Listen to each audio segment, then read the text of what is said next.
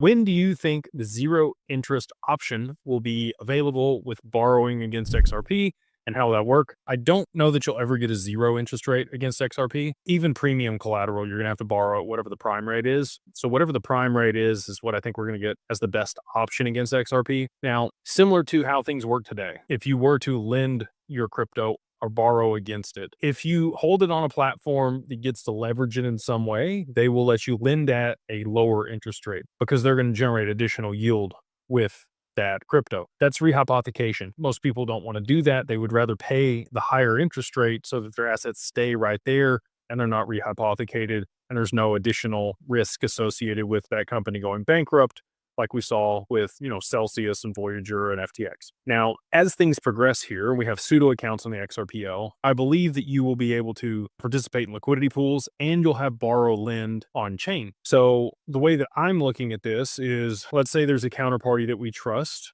that is willing to accept a reflection of the XRP out of Anchorage. So your XRP stays in Anchorage. We reflect it with them on their balance sheet. They do whatever they're going to do with it. Hopefully it's super low risk. I would, again, if we're working with them, we're going to make sure of that. And, they'll pass back the returns to the client. That might take a form like a CD or something where you say, hey, I'm going to give it to you and you're going to be able to reflect this for 6 months or a year and use it on your balance sheet to generate returns for your company and pass us the majority of it. When it comes to the lowest interest that I think you're going to be able to get is if you do borrow lend at the same time. So you're lending the XRP to them, they're able to generate some return on it. Again, ideally it's locked in your account, and then you're also able to borrow against the same financial product. So, let's call it a CD, you're able to get 4% per year on your CD if you just leave it there. But if you wanted to borrow against that CD, you could borrow at like 3%. Now that counterparty is going to make however much they are for trading it on their balance sheet and an additional 300 basis points